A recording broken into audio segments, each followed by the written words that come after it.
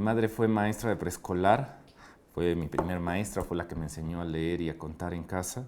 Entonces siempre desde niño tuve esa figura materna y quería ser como ella. Entonces cuando entré a la universidad, escogí la carrera de enseñanza de la literatura y de ahí no me bajé del barco. Siempre quise ser maestro, ansío regresar a las aulas. Soy maestro en la Universidad Autónoma de Ciudad Juárez. He sido maestro por más de 18 años, 20 años de servicio ya tengo frente a grupo y es lo que más amo en esta vida. Por ya prácticamente décadas se fue devaluando el trabajo del magisterio. Todavía a mi madre le tocó estar en una comunidad donde reconocían al maestro como uno de los pilares en la sociedad, pero ya cuando entré yo al servicio ya nos veían como un ciudadano de segunda, como lo que toca en el servicio público, en las escuelas públicas, maestros mal formados, mal pagados. Toda la sociedad nos empezaba a ver con reojo, con desconfianza.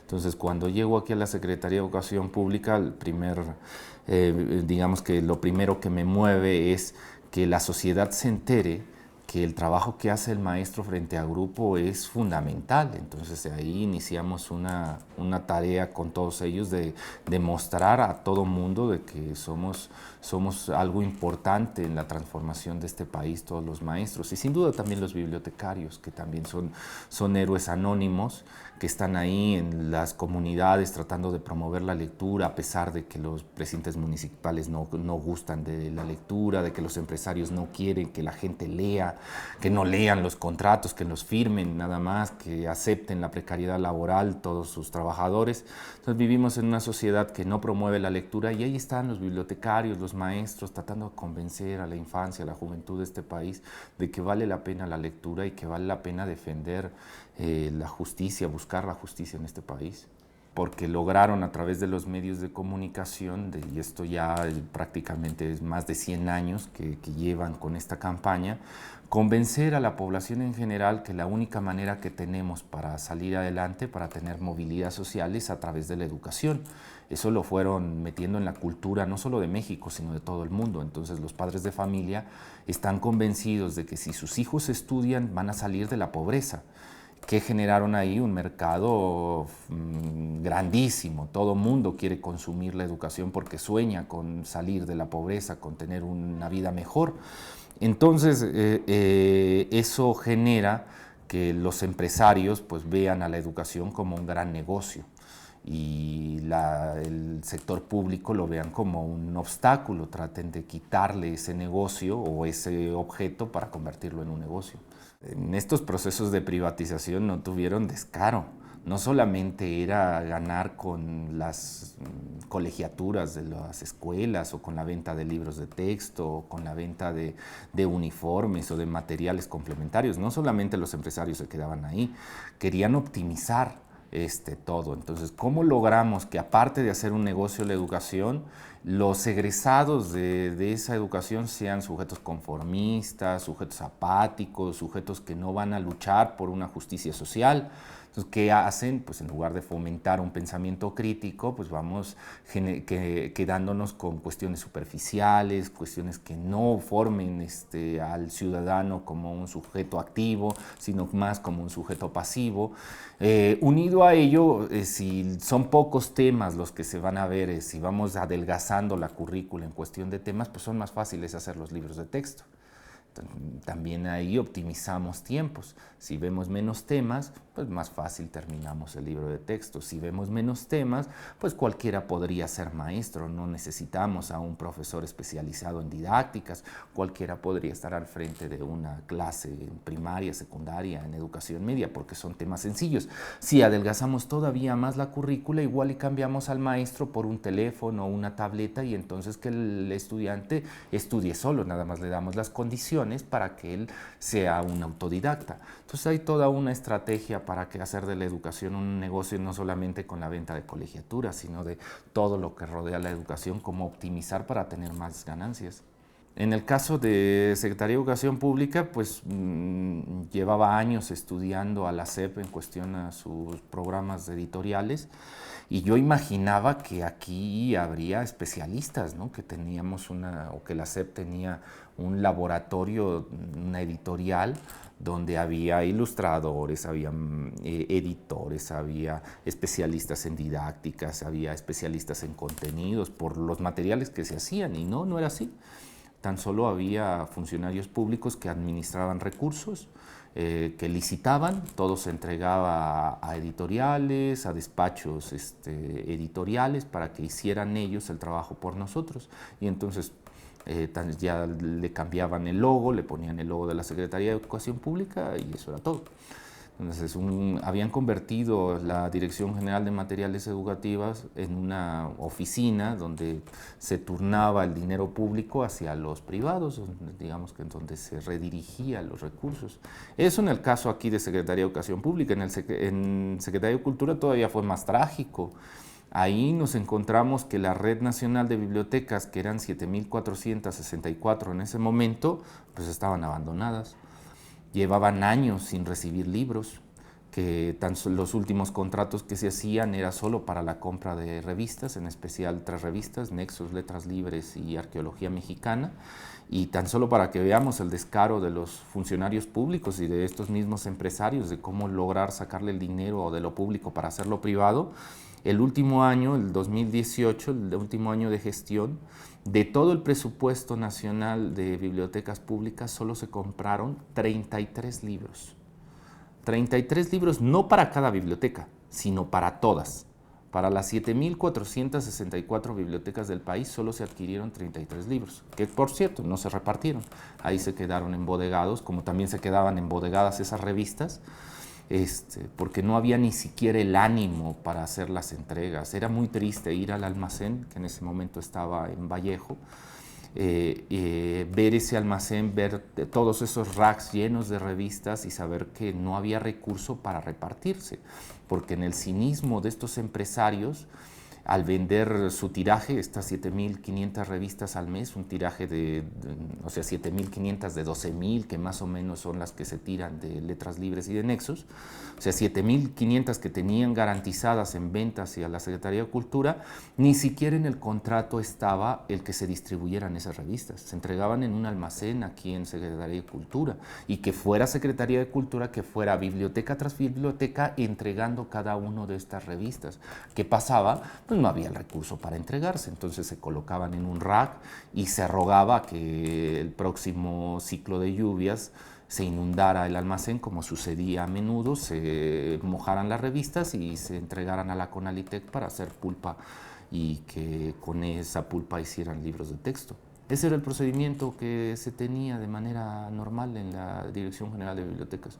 Ya nos entregaban revistas, todo el presupuesto se lo estaban gastando entre mantener los servicios de la Vasconcelos, de la Biblioteca México, y hacer un congreso al año donde traían a los directores de bibliotecas estatales para discutir los temas apremiantes de las bibliotecas públicas, traer a intelectuales orgánicos que estuvieran en la Vasconcelos, sacarse una foto, traer a algunos intelectuales del Politécnico, de la Escuela de Biblioteconomía, que se tomaran otras fotos, traer a algunos escritores que se tomaran otras fotos y decir que íbamos muy bien, que el fomento a la lectura, el fomento de los espacios del libro como las bibliotecas iba por buen camino. El primer mes que llegué y llegamos a la Secretaría de Cultura, a la Dirección General de Bibliotecas, al ver los presupuestos, ver las operaciones, ver que de todo el presupuesto que se tenía, que eran más o menos 20 millones de pesos, pues esos 20 millones para 7.464 bibliotecas, o sea que era casi nada, pues se lo llevaban estas revistas. Entonces, ¿qué hicimos? Pues terminar el contrato que justo terminaba en el 2018 y para el 2019 no firmarlo. ¿Qué sucedió después? Vinieron los grandes ataques de esas dos revistas y de las que les rodean, porque es todo un entramado de medios de comunicación. O sea, Letras Libres habla con sus amigos del Universal, con sus amigos del Reforma, con sus amigos del Excelsior, y empiezan entre todos una campaña sucia en contra de bibliotecas, acusándonos de que pues, no teníamos estudios para estar al frente de la dirección. O sea, a pesar de que el anterior director solo fue licenciado en letras, pero uno que tuviera títulos de posgrado no debería estar al frente de bibliotecas porque no tenía los títulos especializados en biblioteconomía. No, lo que no tenía era pues, compromisos para firmar contratos como los que había, y entonces no les funcionaba estar ahí al frente. También nos acusaron de que éramos muy jóvenes, de que estábamos estropeando la red de bibliotecas, que espacios icónicos como la México, como la Vasconcelos se vendrían abajo por una pésima gestión, que no teníamos cultura, que estábamos muy provincianos para estar al frente de la red de bibliotecas, que son espacios culturales. Nos llamaron palurdos. Ahí están las notas que saca Letras Libres, donde mencionan de nosotros que somos unos simples palurdos que estamos al frente de esos espacios bibliotecarios. Entonces sí, fue una guerra sucia para tratar de intimidarnos, que abandonáramos el barco y que llegaran ahora sí los profesionales de la burocracia a firmar los contratos que ellos querían. El escándalo más sonado donde saltamos a la fama fue la salida de Daniel Goldin de la Vasconcelos. Fue un momento durísimo, porque la Dirección General de Bibliotecas en ese momento teníamos a casi 1000 trabajadores sindicalizados. Y de esos 1000 trabajadores, pues estaban de brazos cruzados, bibliotecarios profesionales, dedicados toda la vida al espacio de fomento a la lectura, y estaban de brazos cruzados porque Daniel Goldin decía que el espacio de la Vasconcelos era un espacio privilegiado, un espacio artístico, y cómo habría un moreno frente al servicio, que iba a pensar la gente si en lugar de que un bibliotecario blanco le ofreciera el servicio fuera un sindicalizado de la Secretaría de Cultura. Entonces, ¿qué fue lo que hicimos?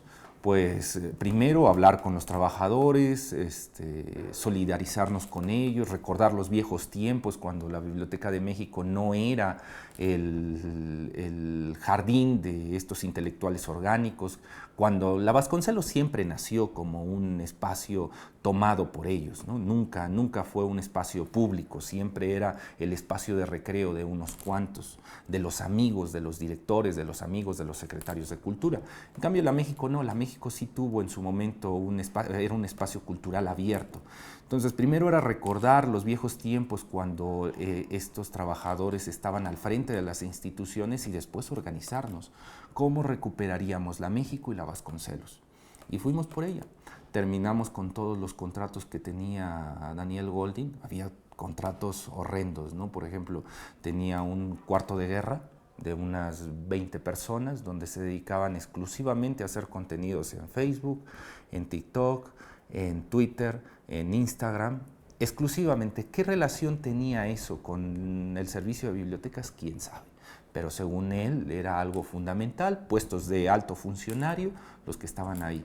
Había otro puesto que él había creado de un funcionario que se la pasaba viajando por todas las bibliotecas del mundo para mandarle notitas de cuáles eran los programas que estaba haciendo la Biblioteca Nacional en España, en Italia, en Noruega, en Finlandia. También un puesto de alto funcionario pagado con dinero público.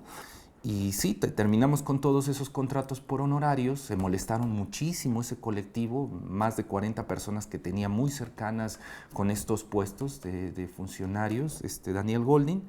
Y tomamos la Vasconcelos con los sindicalizados, fuimos los trabajadores los que fuimos a tomar esos espacios. Eso le molestó muchísimo a Daniel, después de la asamblea que tuvimos ahí enfrente de todos esos trabajadores, hizo el berrinche de su vida y renunció él, pero se empezó a difundir la mentira de que yo había ido a decirle, ¿sabes qué? Vas a tomar tu escritorio, además que tenía un escritorio gigantesco de madera, y que según yo le había dicho, tomas ese escritorio y te bajas al sótano, cosa que no había tampoco sótano.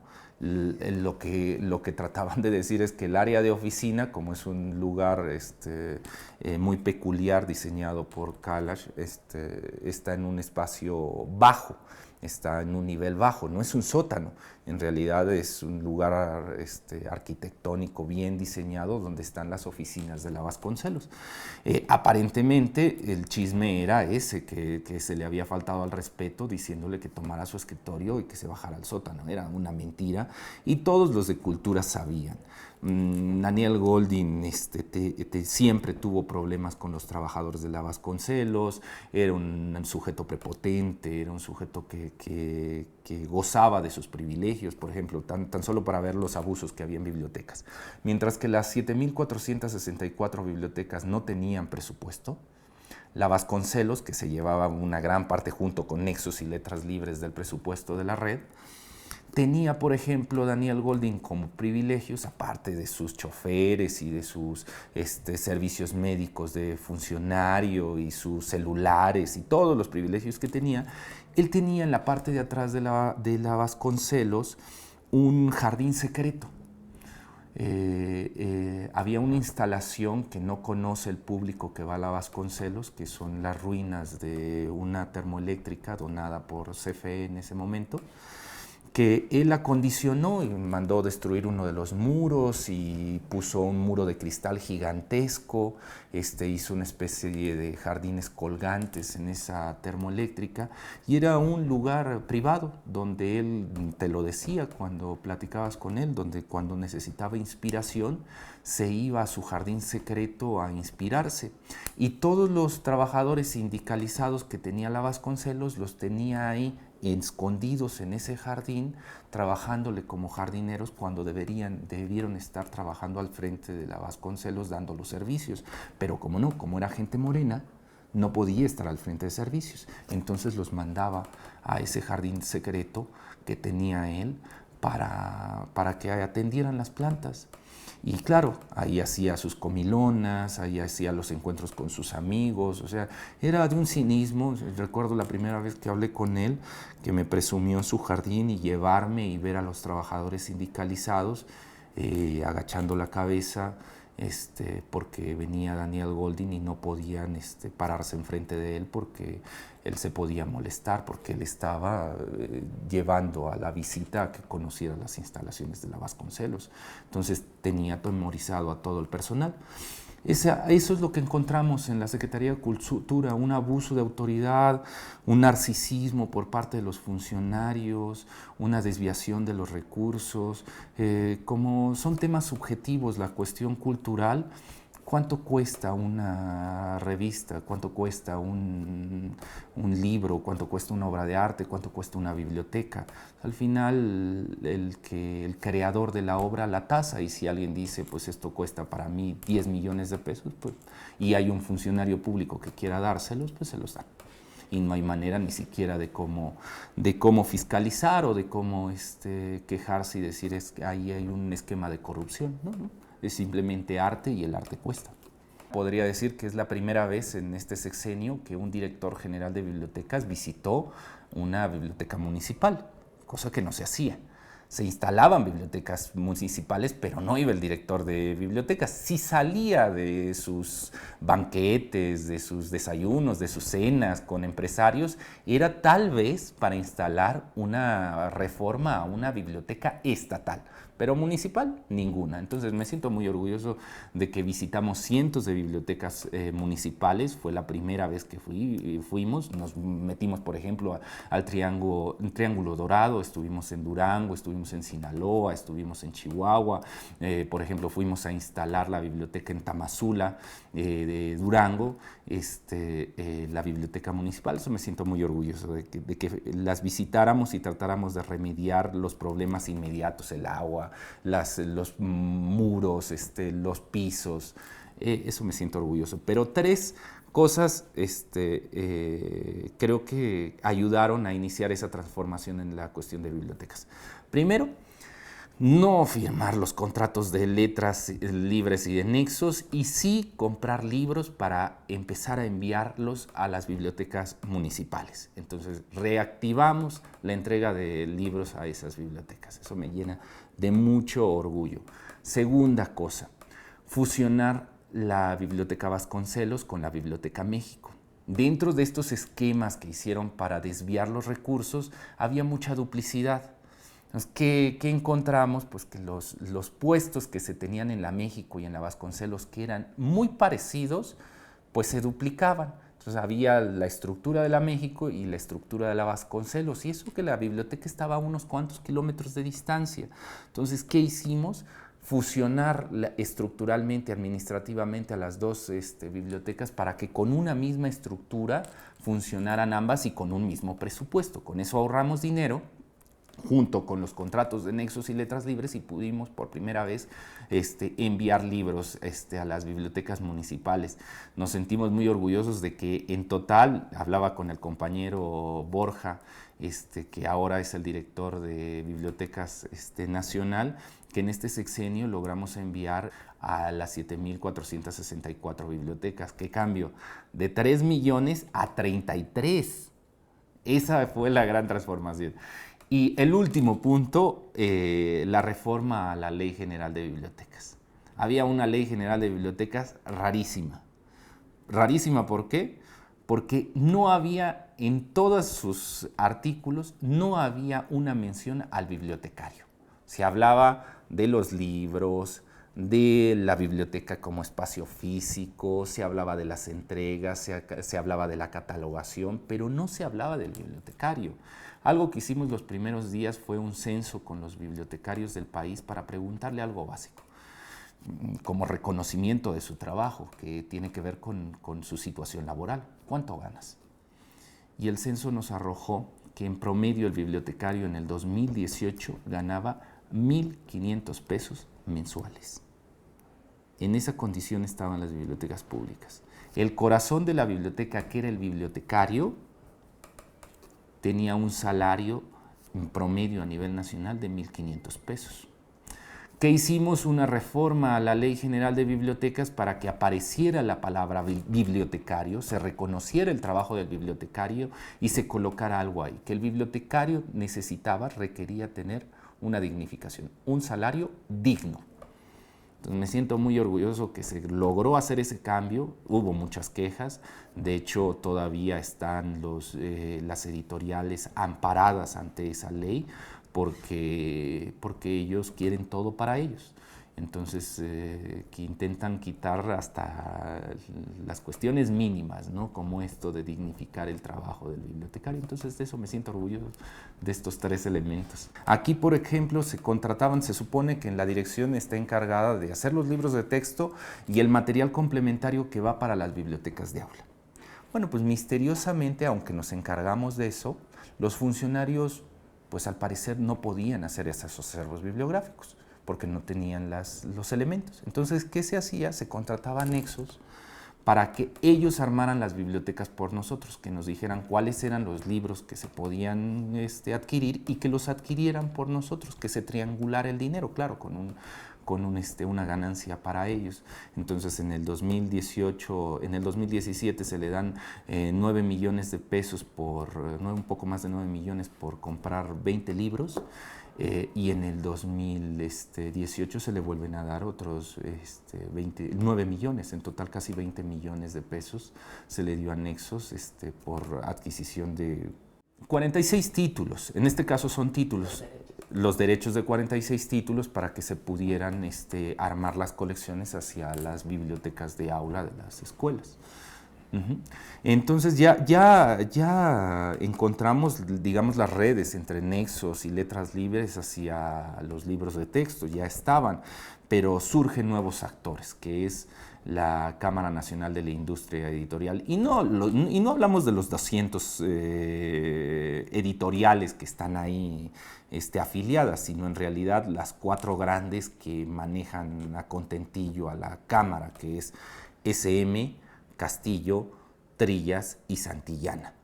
Entre estas 4 se llevaban el 90% de la compra de los libros de secundaria, que esa compra implicaba 1.500 millones al año. Lo que llegamos, al igual que el tema de bibliotecas, fue ver la condición en que estaba el magisterio, cómo el magisterio se vinculaba a los libros, hacer sondeos de en qué condición se encontraba, pero también cuál era el valor que le daban los maestros a los materiales educativos, y después hicimos una gran estrategia, salir a todo el país para ir organizando al magisterio para la gran lucha, que era frenar estos procesos de privatización. Primero, tener un plan de estudios que detuviera los procesos y que dijera, está bien, que la educación tiene la obligación de instruir a la ciudadanía, pero necesitamos más que instrucción, necesitamos una formación de un sujeto y una formación que lleve hacia el desarrollo de una conciencia crítica que dé cuenta de las injusticias que hay en el mundo. Entonces, ese fue el primer punto, que el sujeto no solamente se instruyera, sino se formara y se formara en comunidad. Y segundo, generar los mecanismos para que estos procesos de privatización se cerraran. Y aquí nos lo tomamos muy en serio en la Dirección General de Materiales Educativos, y hoy que ya acaba el sexenio, que estamos a punto de retirarnos, les puedo decir a la población que en este año no se compró ningún libro de ninguna editorial privada. Todos los libros los hizo la Secretaría de Educación Pública, no se delegó a ningún editorial ni tampoco a ninguna organización civil que hicieran los materiales, los hicimos en la Secretaría de Educación Pública, apoyados con el magisterio a nivel nacional. Miles de maestros participaron con nosotros a través de convocatorias para hacer estos libros, para hacer sus contenidos, para hacer la ilustración, para hacer la corrección de los contenidos, para evaluarlos frente a grupo y decirnos qué sí funcionó y qué no funcionó. Y nos sentimos muy orgullosos porque había funcionarios al interior de la Secretaría que nos decían, los maestros y altos funcionarios, no voy a decir el nombre, pero un alto funcionario de la Secretaría, nos decía, ya digamos que del viejo régimen, ¿no? de los que venían con esta línea de ser los sabelotodos de la educación, ¿no? Estos intelectuales orgánicos que se la daban de ser los gurús de la educación. Y decían, mira, Marx, del maestro frente a grupo puedes esperar que te cierre una calle, que te tome las instalaciones, pero que escriba una línea que sirva para un libro de texto o que dé una idea sobre pedagogía, eso no lo vas a encontrar. Y hoy no lo he visto al compañero, creo que por ahí anda trabajando en la UNAM, en estas castas doradas de las universidades, pero hoy si lo viera le diría, ¿qué pasó?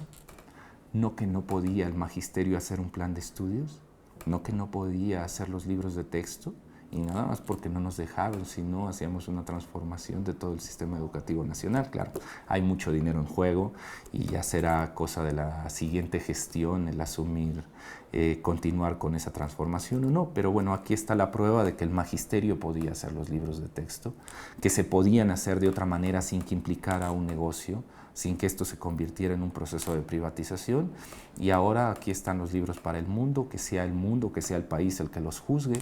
Han dicho que hay comunismo, que me digan en qué hoja está el comunismo, me han dicho que hay herejía, que digan en qué hoja está la herejía. La verdad es que estos libros están ahí, los maestros ya los tienen en sus manos, los tutores ya los tienen en sus manos, los niños ya los tienen en sus manos y saben que todo lo que dijo medios de comunicación como Televisión Azteca, como Nexos, como Letras Libres, son mentiras.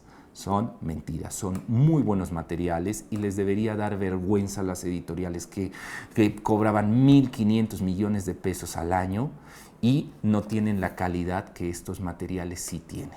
Estos materiales, para que veamos el cambio, mientras que cada libro de estos con el viejo régimen costaba entre 2 y 5 millones, tan solo los contenidos, ya no hablamos de la hoja de papel, la tinta, la distribución, no, tan solo el armado de los contenidos, entre 2 y 5 millones cada libro.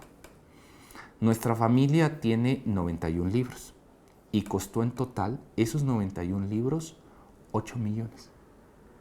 Y esos 8 millones no acabaron en las manos de algún ricachón, ningún intelectual orgánico del viejo régimen, sino acabaron en las manos de maestros de este país. Entonces nos sentimos muy orgullosos de estos libros y de cómo se hicieron y que demostramos a la casta dorada de las universidades de que se podía hacer de otra manera. Antes se intentaba homogeneizar a la población bajo ciertos arquetipos de lo que debía ser el mexicano. Abrías tu libro de texto y hasta veías a las mismas ilustraciones a niños blancos, a niños con cierta vestimenta, que hablaba de espacios urbanos del centro del país. Y estos libros, te digo, con estas imágenes, con este tipo de ciudadanía, pues llegaba a todos. Y entonces aquel que estaba en una zona rural, en la sierra, pues veía ahí los edificios y las calles, y veía los autos y a los niños blancos y a las niñas rubias, y decía, bueno, al parecer tengo que, para salir de la pobreza y para ser mejor o ser más, tengo que convertirme en esto o estar en este espacio, porque mi pueblo pues es ser menos, porque valemos menos. Entonces, en esta idea de clasismo y de racismo que se manejaba de manera muy sutil en los libros de texto, hoy ya no son así. Hoy los libros son multiculturales. Si tú ves cada uno de los proyectos que se plantean, si tú lo vas hojeando, verás cómo desde la ilustración cambia de un proyecto a otro. No es una ilustración homogénea. ¿Por qué? Pues porque no lo hizo el mismo maestro.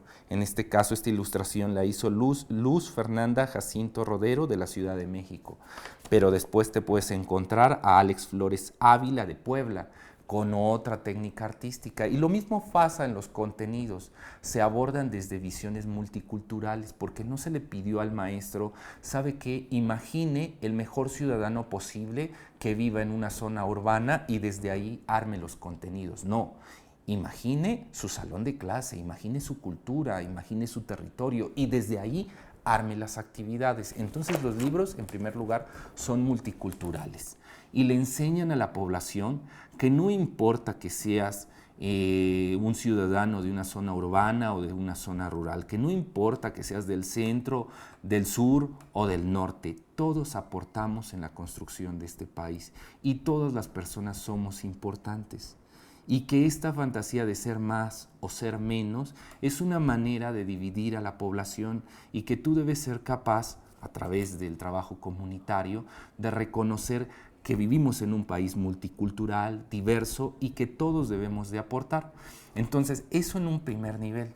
Ahora dirás tú, bueno, ¿y eso cómo logramos hacer un trabajo homogéneo? Es decir, sí, vemos que en los libros se trabaja el multiculturalismo y que cada salón trabajará los proyectos de manera diversa, pero ¿cómo logramos formar una ciudadanía que tenga valores homogéneos para la construcción de un nuevo México? Pues a través del pensamiento crítico.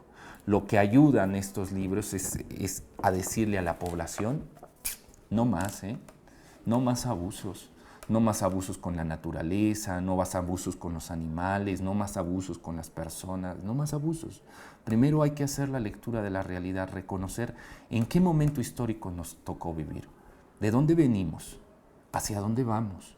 Y después de esas lecturas de la realidad, ¿qué vamos a hacer para cambiar las injusticias que encontramos en nuestro territorio? Y cómo los contenidos que se han desarrollado a lo largo de la historia de la humanidad, los contenidos de ciencias naturales, de ciencias sociales, de matemáticas, de lenguaje, cómo esos contenidos van a ayudar a hacer esa transformación.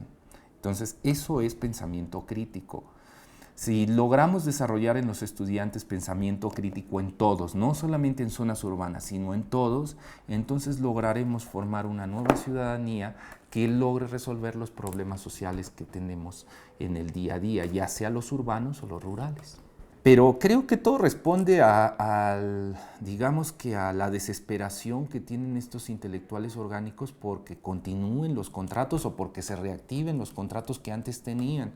O sea, llevan un sexenio donde al menos dos que te puedo dar cuenta de ellos, bibliotecas y la Dirección General de Materiales Educativos no les dio un solo centavo.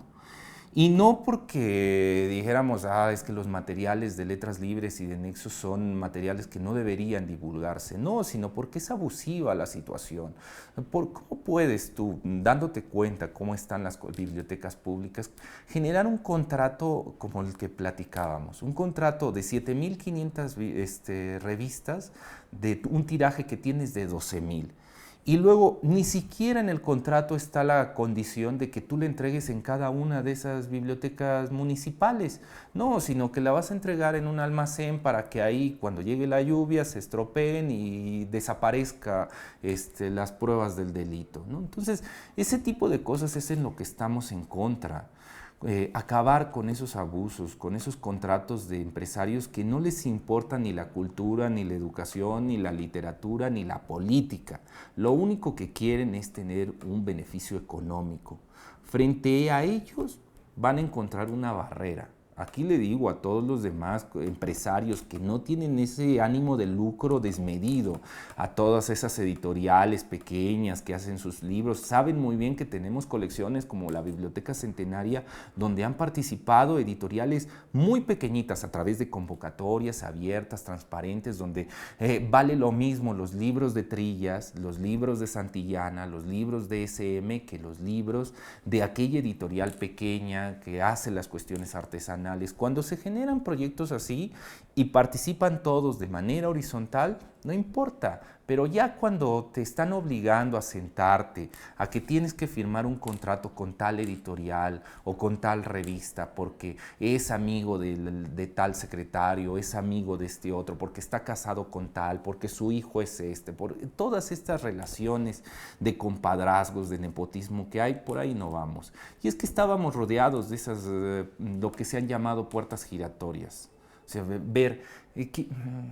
¿Quién era el director, la directora general de materiales educativos o la de desarrollo curricular en el sexenio anterior?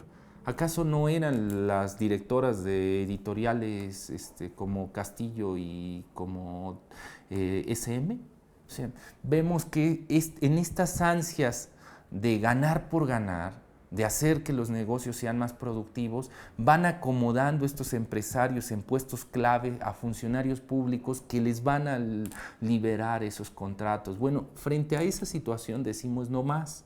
No vamos a continuar. Y no importa que sea Salinas Pliego, no importa que sea Aguilar, no importa que sea Krause, no importa que muevan a todos sus amigos en el Universal, en el Reforma, para que nos estén todos los días calumniando, no importa, no vamos a firmar esos contratos, a menos de que ellos cambien.